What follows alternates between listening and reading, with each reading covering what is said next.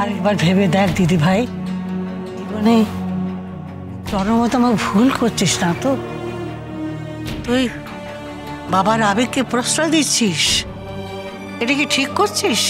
এইটুকু একটা মেয়ে সারা জীবন পড়ে আছে, ভালো করে ভেবে দেখ। আমি তোর জন্য খুব ভালো পাত্র নিয়ে আসবো। কৃপানকে বিয়ে করিস না, সেটা তোর জন্য মঙ্গলজনক হবে না। আমি তোকে বলছি, শুধু একটা ফাঁদ পাতা হয়েছে গীতাকে সায়স্তা করার জন্যে। যখন মুখোমুখি লড়াইয়ে বড় খোকা পাচ্ছে না ওর সাথে, তখন এইভাবে আঙুল বেঁকিয়ে ঘি তুলেছে, সোজা আঙুলে পারেনি দিদি ভাই।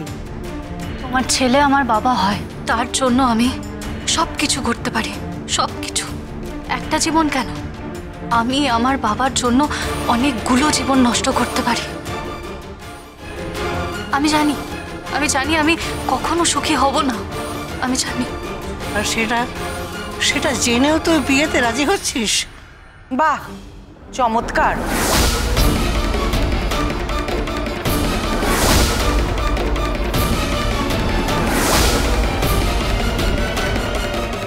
এখানে বসে বসে আপনি মেয়েটার মাথা খাচ্ছেন। কি হলো মা, আপনি কথা বলছেন না কেন? আর মেহেক, তুমি এখানে কি করছো? তুমি যাও, তোমার নিজের ঘরে যাও। তোমার দিদি, তোমার বোনেরা সবাই তোমার ঘরেই আছে, তুমি যাও। আর হ্যাঁ, তোমার জন্য নতুন কিছু অর্নামেন্টস আনা হয়েছে, তুমি সেগুলো দেখো কেমন। আর মা, দোহাই আপনার, এভাবে আপনি সংসারে আগুন জ্বালাবেন না। তুমি চুপ করো বৌমা, চুপ করো, বড় বড় কথা বলো না। ও তো ভুল কিছু বলেনি, ও তো ঠিকই বলেছে। তুমি আননেসেসারি সমস্যা তৈরি করছো, এটা করো না মা, দোহাই তোমার। আমি আমি কি? তুমিও তোমার বড় বউ আর ছোট বউয়ের খুব সুখ্যাতি করো। আমি যখন বারবার গিনিকে বলেছি আমি ওকে ভালোবাসি না, ওর সঙ্গে সংসার করা যায় না, ওকে আমি টয়লেট করতে পারি না, ওকে এখান থেকে বিদায় করো, তখন তুমি প্রতিবাদ করেছো। তুমি আপত্তি জানিয়েছি, যখন আজ ওর ডিভোর্স ফাইল করা হচ্ছে তখন তুমি আপত্তি জানাবে।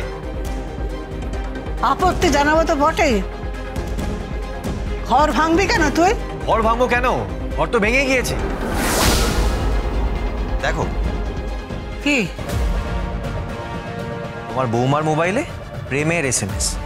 কি বলছিস তুই? হ্যাঁ, দেখো না, কেউ ওকে আই লাভ ইউ জানিয়েছে, মিট করতে চাইছে। দেখো দেখো দেখো, ও আবার SMS আসছে, হার্ট সাইন। বাহ। গীতা LLB, সোম থেকে রবি প্রতিদিন সন্ধ্যে 6:30টায় স্টার জলসায়।